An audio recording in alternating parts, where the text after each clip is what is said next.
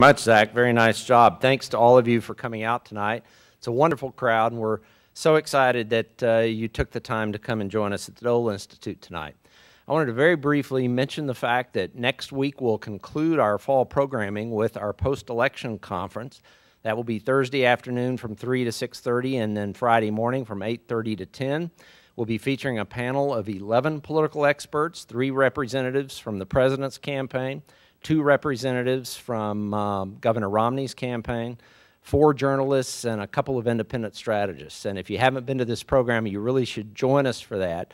It is quite a fascinating conversation in depth about the campaign and what happened, and we'd love to have you here. And I'm especially proud this year that 2 of the panelists are KU grads, Jerry Seib from the Wall Street Journal and Marlon Marshall, who is Deputy Field Director for the President's re-election campaign. So come out next week and join us. Tonight I'm pleased to introduce my friend, Professor Victor Bailey. Victor is very well known across campus for his superb leadership of the Hall Center for the Humanities. He also teaches history and serves as the Charles W. Batty History Distinguished Professor of Modern British History. Now, I wanted to think of something about Victor to share with you that all of you don't already know. And so I gave that a little bit of effort. But I recalled back in spring of 2010, when the British elections were underway, that we actually did a program where we forecast the British elections. And Victor was on our panel, and Victor absolutely nailed the result of the British elections in 2010, the parliamentary elections. And he predicted that David Cameron would be the next prime minister, and he was actually right. So please welcome to the Dole Institute, Director of the Hall Center, the Charles W. Batty Distinguished Professor of Modern British History, and my personal go-to pundit for British politics, Dr. Victor Bailey. Victor?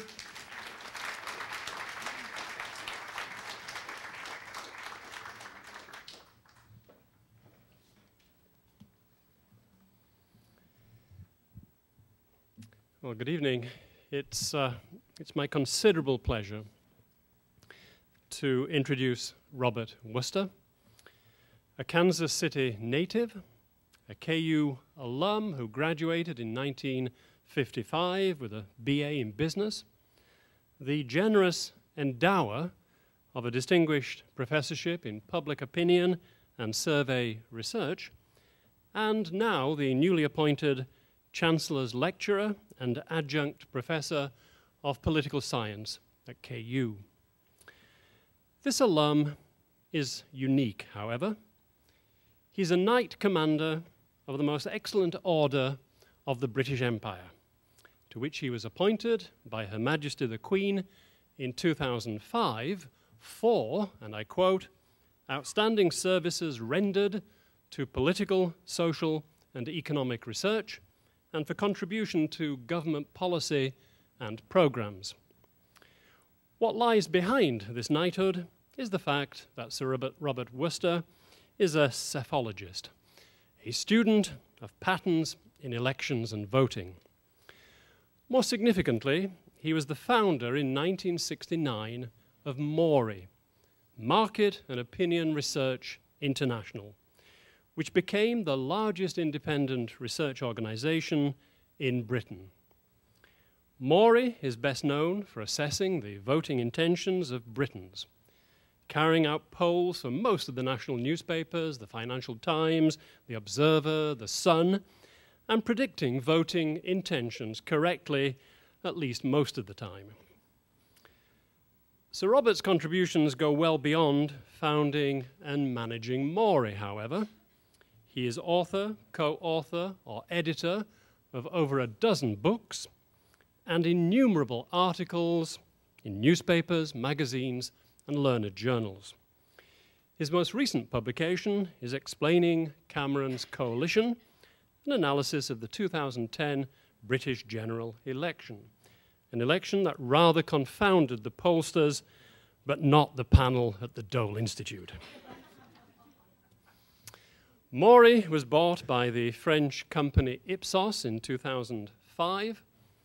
Ipsos MORI's Social Research Institute now works extensively for the British government, looking at public attitudes to key public services and thus informing social policy. And since 2005, well, Sir Bob could never be accused of resting on his laurels. He is presently Chancellor of the University of Kent in Canterbury, more a symbolic than executive position in the UK, but one that Bob takes seriously and informs with his usual passion for everything. In addition, he's a visiting professor of government at the London School of Economics and at the Institute of Contemporary British History at King's College, London. He's honorary professor at the Universities of Kent and Warwick. He's vice president of the Royal Society for Nature Conservation and Wildlife Trusts. I could go on in this vein for a good deal longer. But what we have in summary is a distinguished pollster who has used his enormous skills, 1, to build a renowned research organization, 2, to make important contributions to academic work on polling, voting, and elections, and 3, to inform and energize the entire democratic process, notably within the UK. For present purposes, however, what is most important is that he's Deputy Chairman of the Magna Carta Trust and Chairman of the Magna Carta 800th Anniversary Commemoration Committee. Celebratory events are already underway in the UK. These will culminate in June of 2015 in a huge event at Runnymede, the water meadow by the River Thames, in which King John's nobles obliged him to sign, more accurately seal, the Magna Carta in 1215, in which the British people began to gain their liberty from tyrant rulers, and one of the greatest events in the establishment of civil and human rights. I don't know whether his appointment as chairman of the Magna Carta commemoration required him to live in a moated castle, but Sir Bob does call home Allington Castle in Kent, completed in 1299 or thereabouts.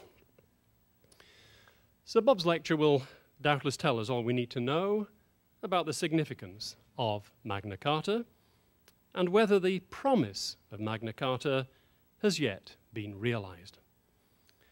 Perhaps the British Prime Minister ought to catch Sir Bob's lecture one evening to supplement his Eton education. When asked recently by an evening host, David Letterman, what the words Magna, great, Carta, charter, stood for, Mr. Cameron drew an embarrassing blank. The title of the talk this evening is The Relevance of the Magna Carta to the 21st Century. Please join me in warmly welcoming to the Dole Institute of Politics, Sir Robert Worster, KBE.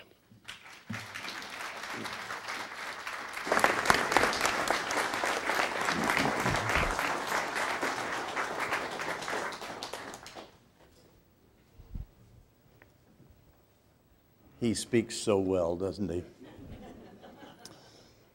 Chancellor, colleagues, ladies and gentlemen, I just might not have been able to be your speaker this evening if the first permanent settlement on the New World of the 1607 Jamestown Pilgrims had gone the way of Roanoke and other attempts to settle Englishmen and Englishwomen in the New World, lost through poor planning, social class divisions among the settlers, poor leadership, famine, pestilence, hostile Indians, my ancestors might never have come to this country.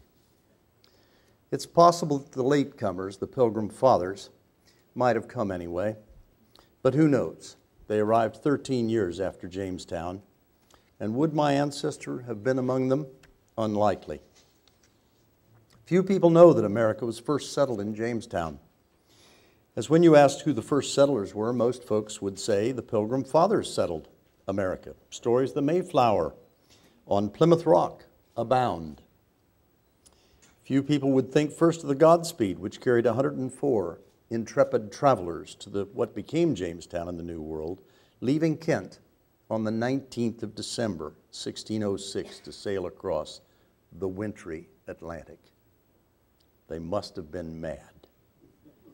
And if my ancestor, the Puritan minister in Olney, Buckinghamshire, in 1632, a generation later, hadn't been sacked from his post by disobeying, not once but twice, the order of the Bishop of London to allow the parishioners to play sport on Sunday because it was unseemly, my wife says that explains a lot about me, I might never have been a student at KU some years later. He came to settle in the Massachusetts Bay Colony to found the church in Salisbury, Massachusetts in the winter of 1638-39, and thus began the Worcester family in America. So here I am, and the invitation to return to the Hill is most welcome because I have a cause to share with you. It is the Magna Carta's 800th anniversary commemoration, for in 1215 was the foundation of some of America's most basic freedoms. There are many myths which surround the Magna Carta. Victor's already referred to one of them, that it was a signed document. It was never signed, it was sealed. When I went into the Tory party conference to give my fringe meeting speech a few months ago, Philip Hammond, the Secretary of State for Defense, MP for Runnymede, pointed his finger at me and said, "Bob, you should be advising the Prime Minister." He made such a fool of himself on the Letterman show. And I said, I actually wrote to him yesterday. I haven't had an answer yet. Well, I have had now, but on that day I hadn't had an answer because it had only gone the previous Friday.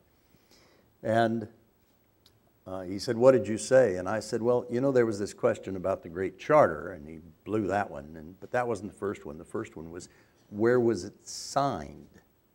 And I wrote to him and said, "I wish I'd had a word in your earpiece to tell him the answer was nowhere, because that would have turned the tables right on Letterman and probably got his researcher sacked because it wasn't signed, it was sealed."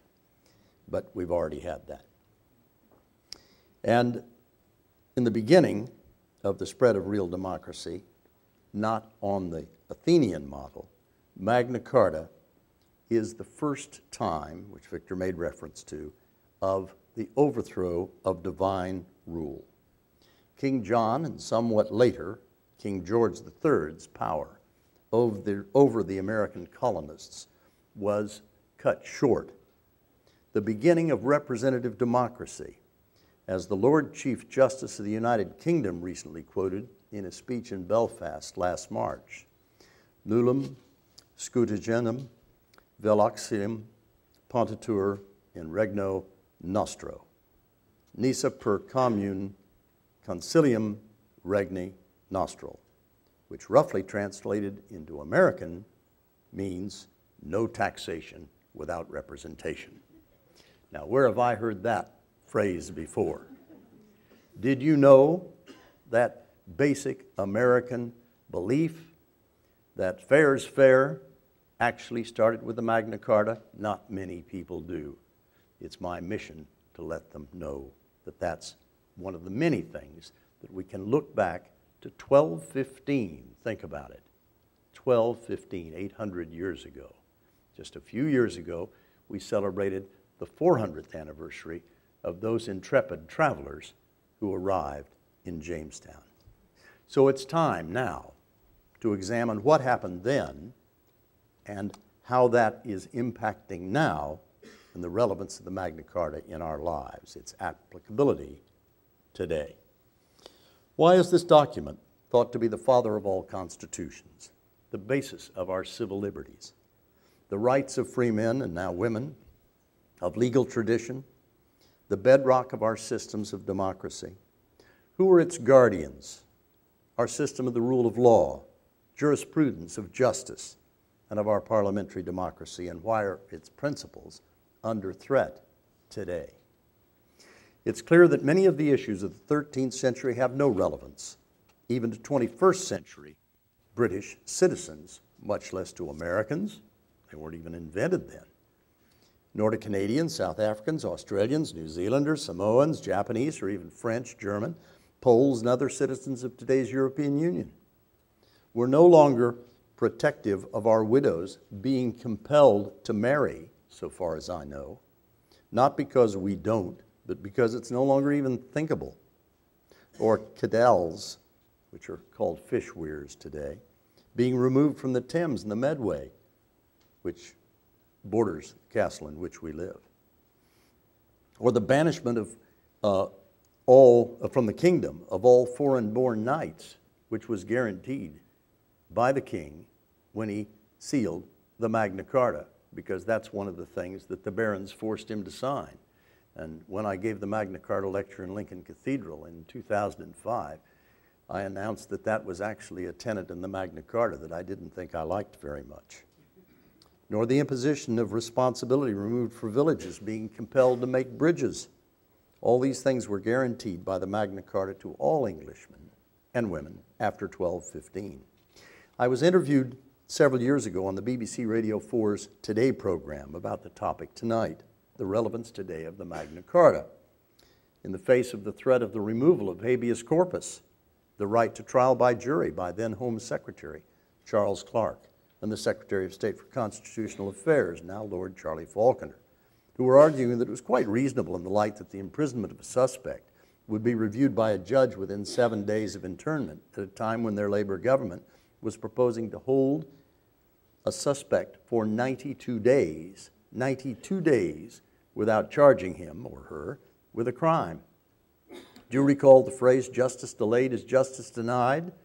You'll find it in the Magna Carta. We all know it.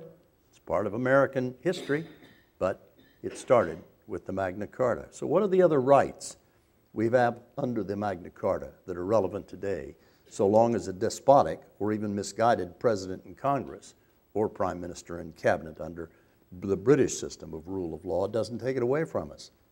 In the words of Monty Python's Life of Britain, what have the Romans ever done for us except laws, justice, roads, water viaduct, military protection, peace, and the like? So what has Magna Carta done for us? Let me list a few that are relevant today.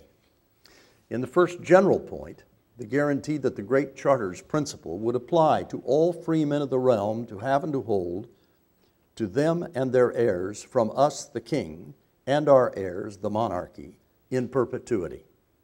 That means, as I read it, and of courts have for centuries, now, us, you, and me. A free church. This is now the case in over 100 countries throughout the world. Responsibility of guardian of minors not to exploit their charge. They'd lock you up now for what King John did in his day. Prevention of bailiffs from seizing land where chattels of the debtor are sufficient to repay the debt. Not on. London's privileges extended to all other cities and towns. We elect our mayors, don't we? And our councils, don't we? In local authorities? You bet we do. And that was a privilege denied to people before the Magna Carta of 1215. A permanent venue for the Court of Common Pleas. We now know where our courts are sitting. Then it's wherever the king chose it to be when he chose to have it. Reasonable penalties for small offenses and not so harsh a penalty for a grave offense that life cannot be maintained and not except by the oath of honest men of the neighborhood. Trial by jury. No one allowed requisitioning of horses or carts of any freeman. They were then. Nor wood for castle building or other work. Not much call for it, of course, now for castles. Anyway, uniform weights and measure, a pint's a pint for all that. Officials' unsupported complaints required to be backed up by credible witnesses most of the time. No one imprisoned except by the lawful judgment of his peers, trial by jury, or by the law of the land, which was their get-out clause. Right of justice not delayed, well, most of the time. Freedom of movement of foreigners in times of peace, except by immigration counters and visas refused or delayed, and rights of foreign travel and safety of return. And bit by bit, number 16, universal suffrage with women, the last to gain the right to vote with the passage of the 19th Amendment to the Constitution of the United States in 1920. Right? Wrong. For I was one of the last group to obtain the right to vote. When I left these shores to take up a 4-year contract in London in 1969 with my late American wife, a K-State graduate, sorry, I apologize for that, but she was working here at the time, and our 2 sons, then 6 and 8, we found that while we still had to pay U.S. taxes to the IRS, we'd lost the right to vote. There we were, along with convicted felons without the franchise. Just because some congressman had stuck a rider on a bill excluding those living overseas, other than the U.S. military and U.S. government employees, we'd lost the right to vote. Well, when we discovered that, a group of us who'd taken part in the ‑72 presidential election, even though we'd lost our votes, we did raise money and campaign from our countries to get our friends back home to support, to get them to support one candidate or another. So we decided to do something about it and formed a joint Democrat-Republican committee to ask the Congress to play fair. Either give us the vote or we'd quit paying our taxes. We thought that was an easy choice for them to make. So we called our group Tax Equity for Americans Abroad. Get it? TEAA, the second Tea Party, after those Sons of Liberty who in 1773 dressed up as Indians to protest the imposition of the tea tax, dumping the chests of tea into Boston Harbor, regarded then as now as a key event in the protest which culminated in the American War of Independence. I carried a tea bag in my pocket for nearly 4 years. I was pictured in Time magazine swinging that tea bag. We finally worked our way up to an audience with Tip O'Neill, the legendary Speaker of the House of Representatives. We explained our case. Either you quit taxing us or we give us the vote. You choose. You don't have a vote? That's outrageous. I wish I could do a Boston Irish accent, he said. Right, we said, no taxation without representation. I think we can do something about that, he replied. President Jerry Ford signed the Overseas Citizens Voting Rights Act on the 6th of January, 1997, just 2 weeks before leaving office. Well, the chances are, and I have to admit, I cannot make a solid claim to have descended from the 1215 barons of Runnymede. I wish I could. The odds are stacked against me. Only one baron, just one of the 25, was of Anglo-Saxon stock, and only 17 left issue. That meant that 16 of the 17 barons were of Norman descent. I don't think that counts me. I think that counts me out. Of course, in the 13th century, there had been considerable reduction in the distance between the Normans, who had conquered England in 1066 and had separated into the Norman aristocracy, and the Anglo-Saxon peasants. The Anglo-Saxon nobles were recovering from the time of William and his son Rufus, confiscating the property of the English ruling class and dividing the spoils of war. Over the 150 years since, the very fact that the likes of Joubert and Richard de Clare, William de la Vallée, de Ros, de Clare, and the de Lacys were present at Runnymede is a clear sign that while they were descended through several generations of the landed gentry, while the Anglo-Saxon had lost their power, their lands and castles, their wealth, and their status in society. By the beginning of the 13th century, the people of England, having been conquered by a foreign aristocracy who had done this to them, despised their language, excuse me, and lack of culture, were becoming more conscious of England as their country, rather than Kent, Mercia, and the other people sharing the island which contained them. 1215, as we've heard, is the 800th anniversary of the sealing of the Magna Carta, not like the 19th century woodcut showing an angry King John signing with a long pen, which recently on the Letterman show Prime Minister David Cameron didn't know.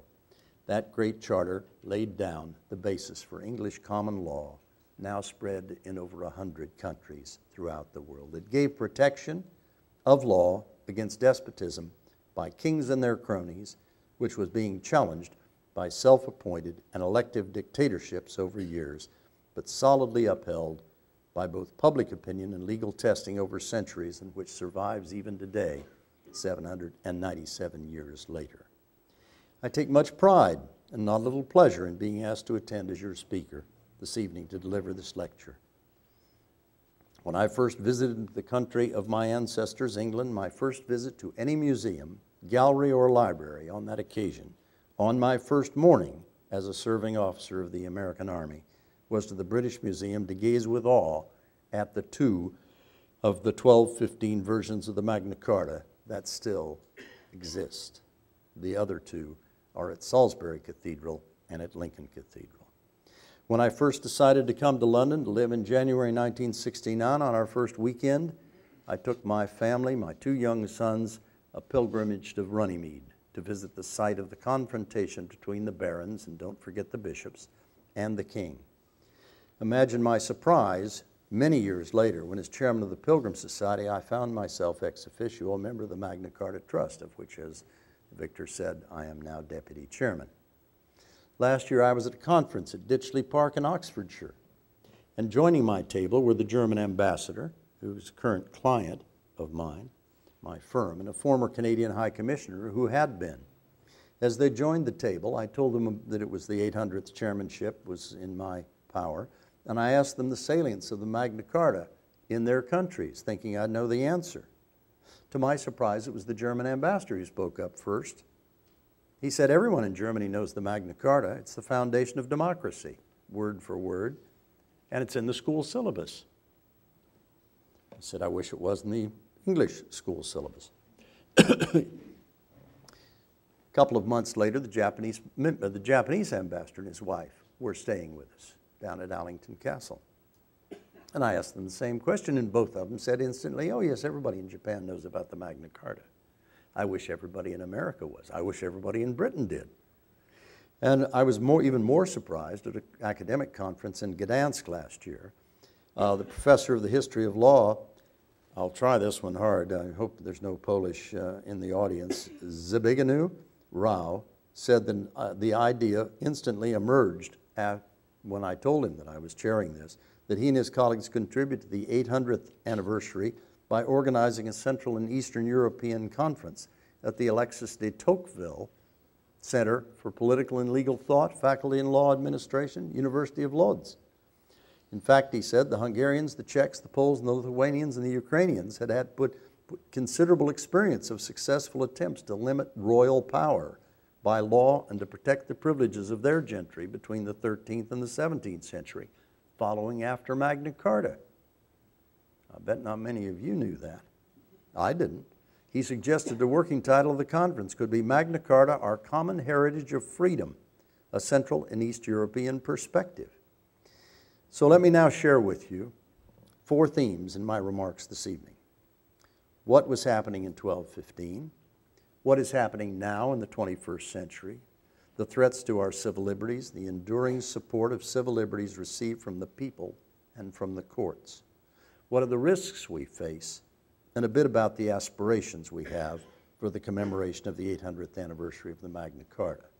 Now, I believe that you've had the handout, at least I hope you have, that's available for everyone, that will show you the governance, it will show you the objectives that we've taken on, and it will show you some of our aspirations. I wouldn't expect everyone to be able to successfully complete the quiz that we'll have when we finish, but if you take it home and study it, you'll know a heck of a lot more than you do now, I would trust. So what was happening in 1215? What must it have been like? Danziger and Gillingham's 1215 book shows how much had transpired since, such as cathedrals like Canterbury in 597 and Rochester in 603, built both to glory God and impress the peasants, and castles galore to house the barons and their entourage over the centuries before 1215, and so many built others at the wake of William's victory in 1066. Well, from 1215, the book, improvements in spinning. The spinning wheel had been invented. Weaving and dyeing meant people were much better and more attractively dressed. Horses were harnessed, leveraging their power. Windmills and dovecotes were first erected. We have in the grounds of the castle the oldest dovecotes in England. They predate, I should say, the castle itself. Spectacles were invented. I couldn't be here reading this if it hadn't been invented by 1215. They learned to communicate at longer distances than just within the village or town. The transport system was improved. New ports were opened, and trade flourished in market towns. But as the population of England grew, estimated at 4 million then, 1/15 of today, the rich grew richer and the life for the poor became harder. 9/10 of the population lived in the countryside, mostly living and working on small farms of between 10 and 30 acres. The ancient universities were founded. With all that promised and over the centuries has delivered. Both French and English were spoken, and in the clergy and among scholars, Latin as well. Fiction, some of which were long passed down troubadours' tales, were written down in a primitive way, published. The rich lived reasonably well, warm, clothed in wool and furs, in castles that were comparatively cool in the summer and warm in the winter, some even with running water and indoor facilities, nooks and crannies into which privies were concealed. Furniture became something more than rushes on stone floors, with beds on wood flooring in rooms above the ground level, and even tile floors back after 1,000 years since the Romans. Waited on literally hand and foot with dozens of servants and serfs, life within was good for the ruling class. Life without, however, was risky for both master and subject. War was continual, God was feared, the king was king, and not too kind or just at that. Disease was unconcerned with rank or class, and the plagues of the day were as likely to strike the rich as the poor. The poor were ill-fed, ill-housed, and ill-treated, lucky to get rushes to sleep on covering dirt floors. For decades, there'd been no inflation, but early on, King John's reign, prices rose steeply, doubling or even tripling in the first 5 years of the 13th century. This led to the development of a large army of accountants, bailiffs, receivers, clerks, and the like, and there was even a school of business administration at Oxford, would you believe it? John seemed to have a facility for losing battles in office, but not in power, we might say today. Losing the French lands, making the wrong treaties, betraying his partners in war, losing the vast fortune he'd acquired in just a decade or so, he was withdrawn to England without French allies and had broken the bank. This led him to plunder his subjects to rebuild his exchequer. And of course, he had a facility for making enemies, the Pope, other churchmen, barons and other gentry, yeomen and serfs.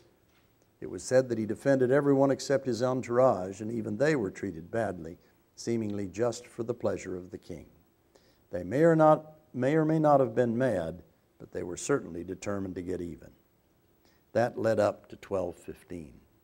In January of that momentous year, the barons were ready for rebellion, coming to the conference with King John armed and ready for battle. They'd met in Bury St. Edmunds in October 2014. They'd met the year before in St. Albans, 2013, which we'll be celebrating in August this coming year, their 800th anniversary. They'd negotiated. They decided that they'd rather negotiate than overthrow the king, but they were ready to overthrow the king by June of 1215 if push came to shove. As indicated earlier, there was no easy alternative for the king. Arthur disappeared, no other royal princes to rally round. The barons were in a pickle, so they devised a document in lieu of a person, a charter of liberties, which later became the Great Charter, Magna Carta.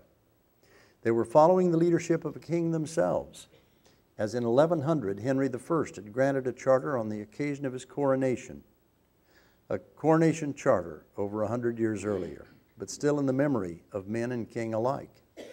And his coronation charter followed on from the early 7th century, the first code of English laws by the remarkable King Ethelbert of Kent and subsequent kings of Kent. For 6 months, the barons and the kings maneuvered, involving the Pope and enlisting what allies they could. John even took the cross as a crusader to put him in his godly position that he could to defend his sovereignty while he and they prepared for civil war. They proposed to parley with the king in May in Northampton, but he failed to show. So on the 5th of May, they effectively declared war on the king by renouncing their fealty. On the 7th of May, John granted Londoners a renewal of their traditional rights of liberty. But 10 days later, London embraced the rebels' cause by opening its gates to the rebels. John's taxation of London freemen had turned the city against him. John knew then that he'd lost the bloodless, until then, civil war, and so sued for peace, and on the 18th of June at Runnymede, accepted the charter nearly 800 years ago. So what's happening now? Time for me to take a drink.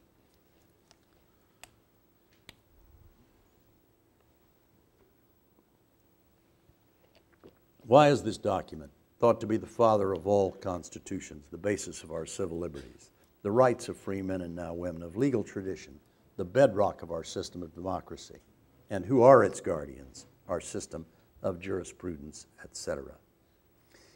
And why are its principles under threat today? A poll carried out in Great Britain asked some years ago, on this card is a list of rights that some people have said should be included in a Bill of Rights. Tell me which, if any, you yourself think should be included in a Bill of Rights. They found 94% believed that the rights of hospital treatment on the National Health Service within a reasonable time. 93% right to a fair trial before a jury. 90% right to know the reasons for government decisions affecting you. 9 in 10 rights to privacy in your phone and mail communications. Nearly 89% right to know what information government departments hear about you.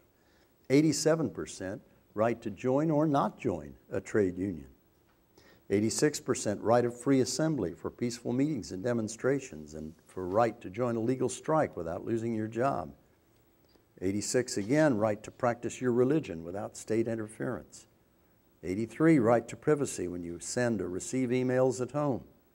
82% right of British subjects to equal treatment on entering or leaving the UK. 79% right of the press to report on matters of public interest.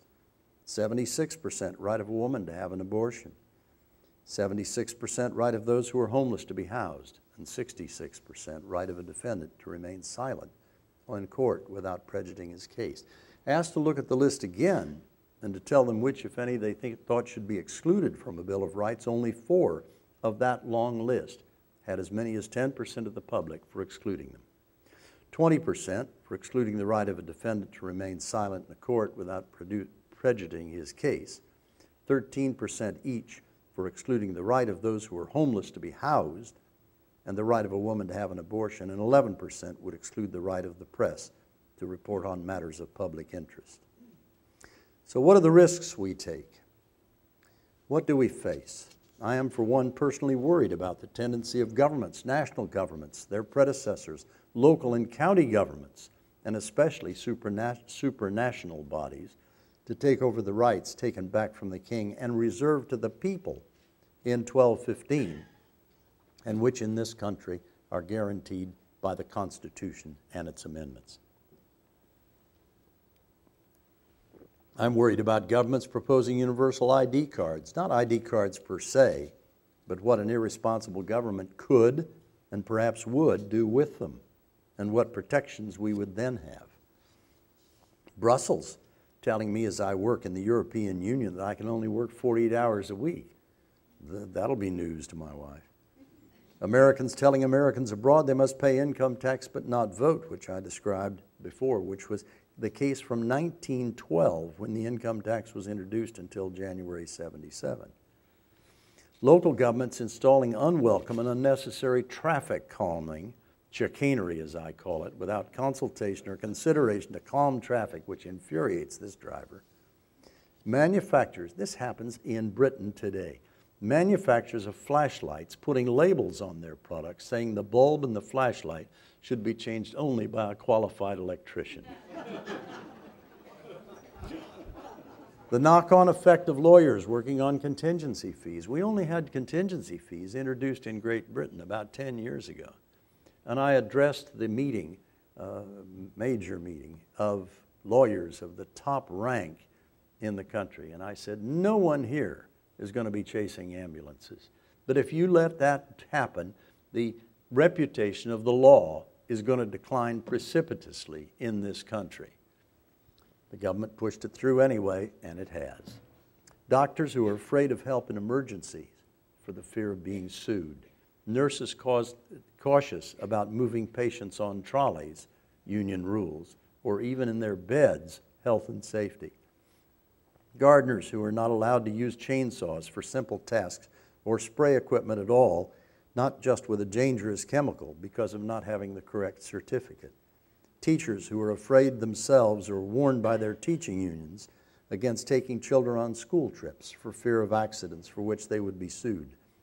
Head teachers, this has also really happened, who felt they must ban having cotton wool in their first aid kits at the school for fear that the wool might get caught on a child's skinned knee. The British government generally, in the absence of a written constitution. The judiciary, which in Britain has no written constitution to be guardian of. Political parties everywhere who say one thing and then do another when they're in government. The police kept by the courts and the system for defending our persons and property by enforcement of lawbreakers' civil rights. Homeowners kept from being allowed to defend their property for becoming the victim of the court as well as the thief.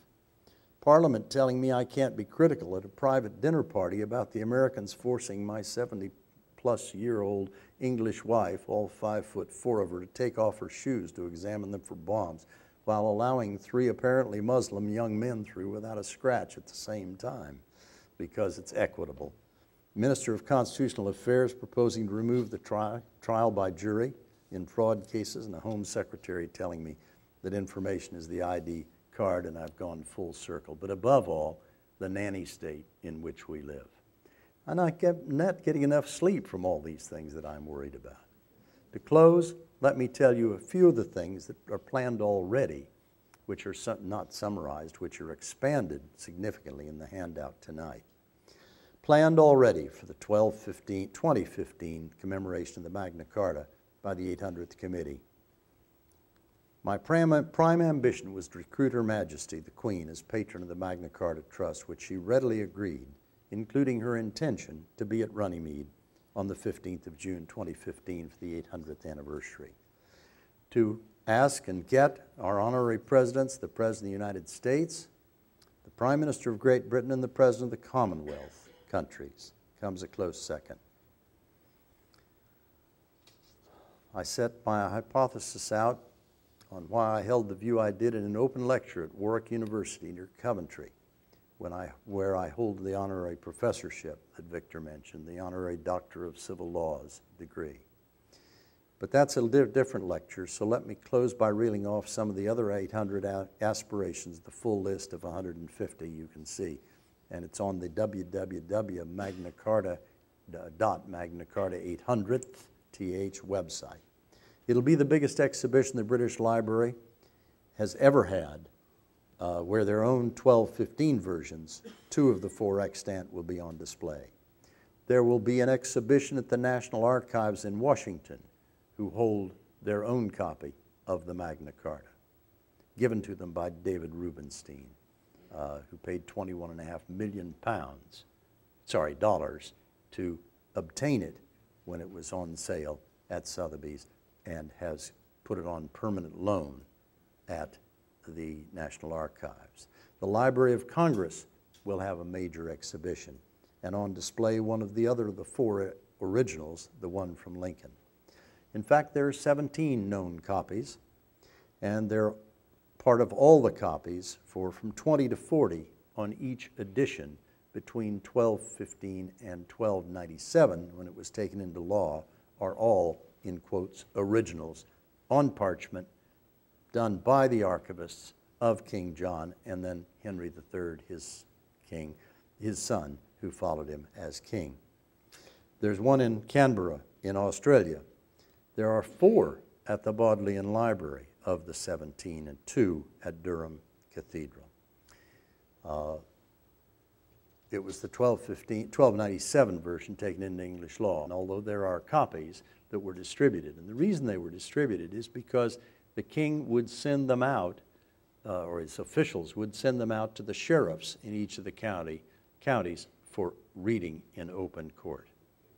I was invited to be at a dinner with David Rubenstein last year and to the speech that preceded the dinner, but I was committed to dine at King's College London at the Fellows' Dinner that evening, and I asked if I could see him for half an hour to talk about the Magna Carta.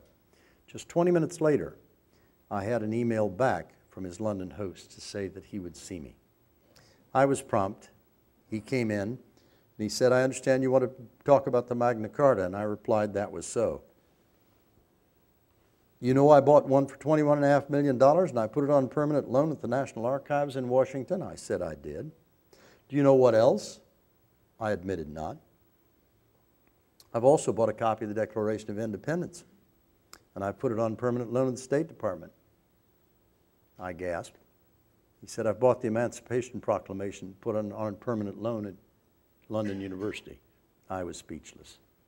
There'll be evensongs and congregations at cathedrals, books and plays, the folk opera, the BBC and the best-selling broadsheet, The Telegraph is our media partners in the UK, and we hope it'll be the New York Times in America, as the new president of the New York Times is Mark Thompson, Director General of the BBC, who I did the deal with for the BBC's support through to 2015.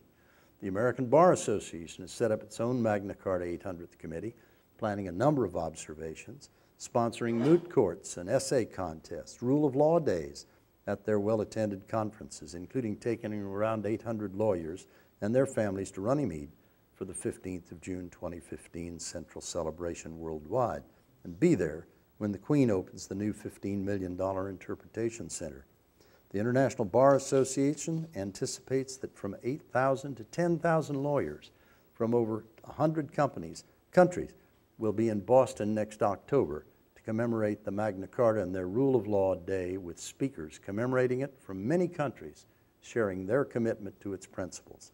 Parliament will not be left out, with the assembled members of the Commons and Lords, the Supreme Court and ambassadors and high commissioners, Archbishop of Canterbury and York, and the senior members of the American Congress assembled in the 1,000-year-old Palace of Westminster Hall to hand over the Lincoln 1215 Magna Carta to the Library of Congress in the autumn of 2014 to be displayed in the rotunda of the Congress of the United States, while the Lincoln Cathedral and Castle's forecourt is undergoing a $30 million restoration, and building a new facility there to house and safely and display their 1215 copy.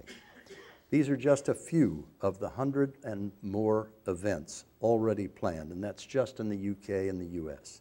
It's my hope that over 100 countries will be commemorating the importance of what began on an open plain 800 years ago to this generation and many generations to come. There'll be exhibitions throughout the Commonwealth and others of more than 100 countries where the rule of law, democracy, or the constitutional legacies of the Magna Carta of 1215, and also the legacies of human rights, which give us, so long as our governments are kept under control. I can hardly wait, and I hope that the people here at and around KU will join in the celebration. We wouldn't be here tonight enjoying the liberties we do if the Magna Carta hadn't led the way. Thank you for your attention.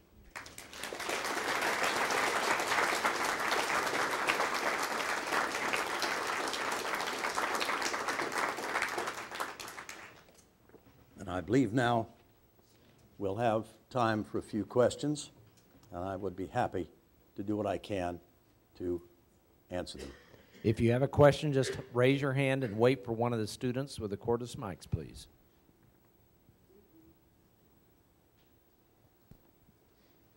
Ah, right here. Would you give your name so that it's on the record? You've got to turn it around so it's directional. Yeah. I'm Paul Podhorn. Paul. Welcome. Thank you. I'm pleased to hear you speak American. My question deals with absolute immunity, and secondly, natural law, natural rights.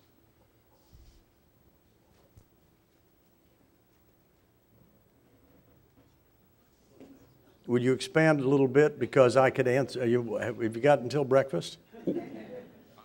I'm sorry, I'm hard of hearing. Expand just a little bit so I know precisely what you're after, rather than just expanding on these things. I raise the issue of absolute immunity in terms of protections of judges in this country who claim absolute immunity from any kind of prosecution for misconduct. Specifically, there's also relative or immunity assigned to officers of the court and government. Sovereign immunity is claimed, and I believe my perspective is that the Magna Carta eliminated that.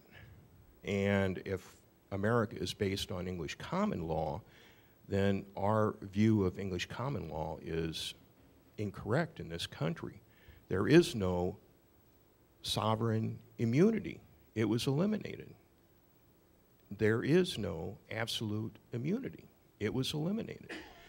And my second question relates to, you use the term civil rights and Human constitutional rights. Human rights. And human rights. Yeah, civil and human. Excellent. My question relates to the American Enlightenment around Thomas Jefferson and his co-founders' use of natural rights, natural law, and that, to my reading, derived from this Enlightenment in England and continental Europe. They were wise. They were wise indeed. I was invited to visit and meet with the librarian of the Congress and his senior staff and his principal archivist of the ancient manuscripts. He had settled out in front of him about a dozen of them, and he took me around and explained each one of them, and I held them in my hands. And he went round the table, and I was on the other side of the table. He was standing right in front of Blackstone's treatises, 6th edition. And I said, this is an amazing collection of contemporary documents and subsequent documents relating to the Magna Carta. Have you got the 1st edition of Blackstone? And he said, yes. And I said, well, why are you showing the 6th edition? He said, well, I thought you'd like to see Thomas Jefferson's personal copy with his hand comments on the margins of the 6th edition. Well, I was indeed. I was in awe there. What's happened is that there's this get-out clause that trial by jury, for instance, is, due process is, for instance, or unless it's otherwise determined, or the get-out clause that the barons were willing to negotiate out a bit of. And although it was guaranteed, there was this get-out clause if, effectively, the precursors to the de Montfort Parliament agreed that it could be, because they had negotiated that there would be a group of barons. It was embryonically the first House of Lords. And I don't think the barons had a seat in it at the time, Stephen Langton and his colleagues. But what's happened is, little by little, the governments grabbed these things. And in Britain, we don't have the courts to protect. We don't have a written constitution. And because there is no sovereignty of the people in Great Britain, the sovereignty is to the Queen in Parliament, meaning that what Parliament says. So you have this tradition in British law, in English law, but it's British law now, that if one Parliament says that the flag has to be black, that's fine for that Parliament. But the next Parliament can say, no, that flag has to be white, because parliaments are sovereign. And that's the thing that's keeping us. Now, the American Constitution doesn't provide those things. And so it's not the English law, but the American law. And they've passed legislation And because it's a representative form of government, we're stuck with it unless we can make an issue of it and overthrow it, or unless we can get the courts to say it's unconstitutional, which is going to be difficult. That's my understanding, but I'm not a lawyer. I'm a political scientist. Did I cover both points? And that includes civil rights, and that's the basis of the problem that we have today. Can I take another question? Yes, right in the back. Is it a young man back there?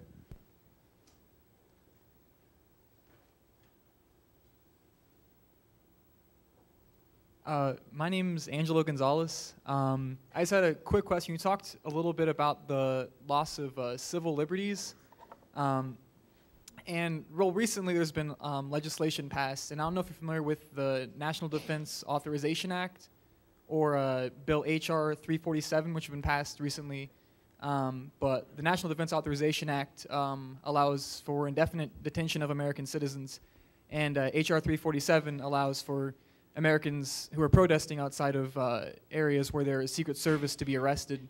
But anyway, obviously these are threats to civil liberties. And I guess my question, I want to get your perspective on this legislation and whether or not you feel there's a growing apathy about this kind of legislation that's being passed and in regards to civil liberties.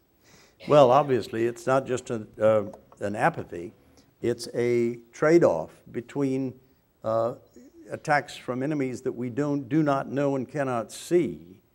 I mean, war's really over, it seems to be, World War kinds of wars, and it's carried right to the heart of America in 9/11 to such a surprise. And there are a very, very wide number of Americans who would say, certainly do in opinion polls, that our rights should be curtailed in defense of our civil liberties, the right to live. And so this is a current conflict, and we can look to the Magna Carta, but we can't get a lot of help there. What we have to do is look to the courts. Now, I had the good fortune to be elected to be a member of the American Civil Liberties Union back in the late 60s, when every month when I would go to those meetings, my conscience and my thinking was forced to give really deep thought to figure out who I really was. People used to say to me, well, I'm in favor of the ACLU generally, but I don't agree with everything they stand for. And I would say that there's no member of the board who agrees with everything that what they stand for, but it was a democratic, and I assume still is a democratic institution, where the vote of the majority took the principle on board of whatever it was that we were opposing. Now, it's been a long time, over 40 years, since I had the privilege to serve on the ACLU National Board, but at a time when Newark was burning, Detroit was burning, civil liberties were being challenged, civil rights were being developed, and this was a real challenge every time we met, as far as I was concerned. So I don't know how I would vote. I'd have to learn a lot more about it now, but it seems to me the right to protest is a part of our civil liberties in this country and a part of our civil liberties in Great Britain and other democratic societies. And I would hope the ACLU is taking up these things and will take them to the Supreme Court. But certainly after some of the decisions that were made in the last decade at the Supreme Court, I don't have a lot of faith that they will not go against us. But I wouldn't be taking this job if I didn't have that background, and I didn't believe very, very strongly in civil liberties. It's part of my core values. But I don't think it's so much apathy as it is fear, and the fear sometimes overtakes the good sense and the willingness to fight. People used to say, why are you fighting these battles on the part of other people? I said, because, I didn't go into it quite this way, but my thinking was, I was well educated here at the University of Kansas. I owe a lot to that education, and I feel that I'm not going to be, I'm not going to suffer as an adult. I'm going to get good jobs. I'm going to make money, enough money to live, and then a lot more. and what I can do. I can afford effectively to make a choice in my life between defense of property on the one hand and defense of civil liberties on the other. And that's the path I've chosen.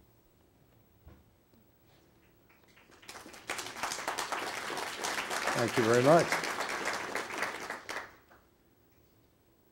I saw somebody else had their hand up. Oh, there you are. Yes. Could you give your name? Could you hold the microphone straight toward? Yeah. Still not picking up. It's got to be, these are unidirectional. Yeah. Still not coming, but go ahead and shout. How significant was Thomas West Jamestown's survival? Lord De La Ware. Well, that's a very good question. I don't have the answer. I don't know how significant he was because there's so much mythology about what happened to Jamestown. And of course, they did pack up and go, and they were 90 miles inland, and they were coming up the James River when they met the ships that had been, that they were waiting for so long and many starving to death, waiting for those ships after a poor harvest. And it nearly went the way of Roanoke. But I don't know specifically the contribution that Lord Delaware made. And another question or two? Yes, sir. Excuse me. There's one here. Is there one back there? We have one in the back. We have time for one more after this one if somebody has a question. Right. Yes, sir. My name is Charles Whittaker. I was born and educated in Lincoln, England, and there was very little reference in the schools to the Magna Carta. I have lived in the United States for the last 25 years, and your Constitution is referred to on regular basis in the media and to the population. Do you think that that will eventually go the way of the Magna Carta and hold less importance in general life? No, I think it will gain in importance because of the support. One of the things that the Minister of Education, for one thing, the Secretary of State for Education, Michael Gove, has given a more general speech, not specifically about the Magna Carta, about the importance of history and the failure of governments over the last two decades, really, to understand the importance of history and to get it knitted back together so that we can understand the flow of history rather than a snapshot here and a snapshot there, which seemed to be particularly the Labor government, and then carried to a Tory government, and then back into Labor, and now back into Tory.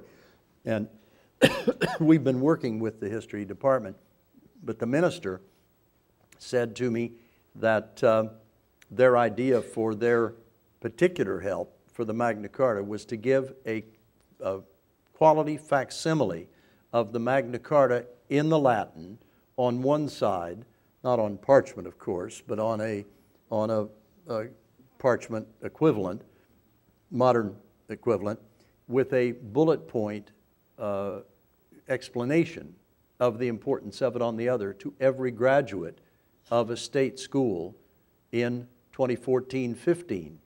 And one of my colleagues on the committee suggested that there would also be one given to every new citizen during that year. And that would have a powerful impact. The thing that's the BBC, which is in your kit there, the plays, the exhibitions, and all of that, we're going to have tremendous support from the BBC. The Telegraph will be joined in due course by a popular press, probably the Daily Mirror, in becoming our media partners and giving 3 years.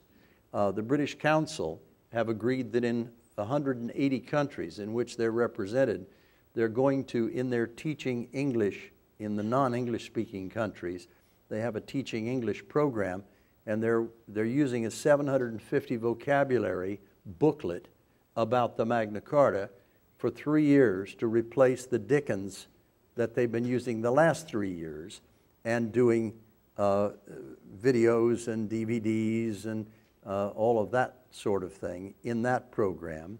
The English-speaking Union, in all of its 40, I think there were 44 countries last year, who had debates, and the debate topic will be the Magna Carta, so that will be reaching schools, not just in our countries, America and Great Britain, but in their 44 countries. So there's a lot going to be going on, and hopefully the Magna Carta will become a much more awareness. But already, this hasn't been announced, I'm not going to be specific, but already I've been doing two things. We did a survey in October about the Magna Carta and the awareness of the Magna Carta. We haven't released the figures yet, but I'll tell you this, we've been also doing a guesstimate questionnaire. I should have done this with this crowd tonight, to ask you how many people have even heard of the Magna Carta in the United States, and then looked at the 18 to 24-year-old age segment and how many of them have heard about the Magna Carta. And I'll let you in on a secret, and I hope this is not for publication. If there are journalists among us, other than Matt, who I think I met earlier and I trust him. Is that right, Matt? I didn't hear you. I offered a bottle of champagne to the member of the committee of 30 or 40 people who will get closest to the real result, and nobody is anywhere a mile, they're miles away from it at the moment. So it's not quite as unknown as I think you think, and certainly I thought. But for instance, everybody knows the number 12, or the year 1066 and all that. The defeat of the Anglo-Saxons, the English, by the Normans. And 1066 gets 19 pages in the syllabus of history in the United Kingdom compared to 1 page on the Magna Carta. I'm going to try and redress the balance. Thank you for your question, Thomas. And there was a last question over there on that side. There it is, right there in the back. Yeah, we have one last question right here. Yeah.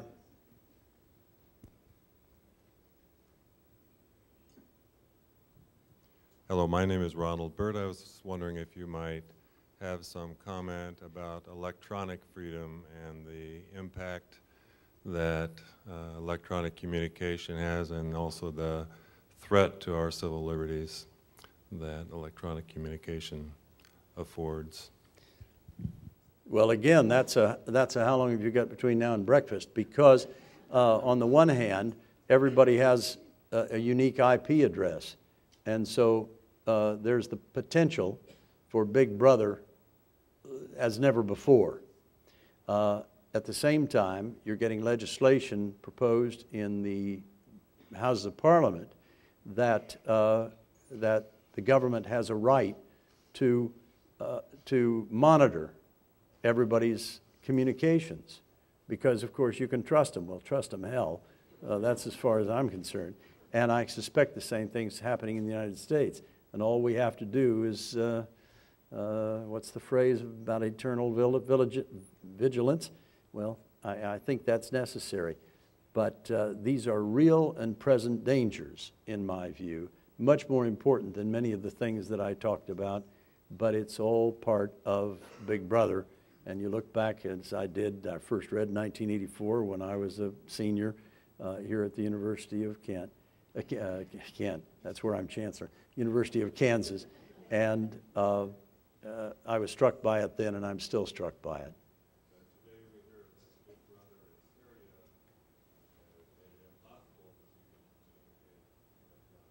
Well, that's an abridgment, of course, of the First Amendment to the Constitution and freedom of speech.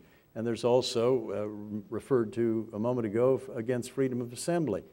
And these things are precious rights, and I think many of the people that are here tonight are here because they're as concerned as I am, and I hope will share with me the commitment to the Magna Carta. And just let me finish by saying thank you so much for being such a good audience and paying such a close attention, and relatively few walking out. Thank you.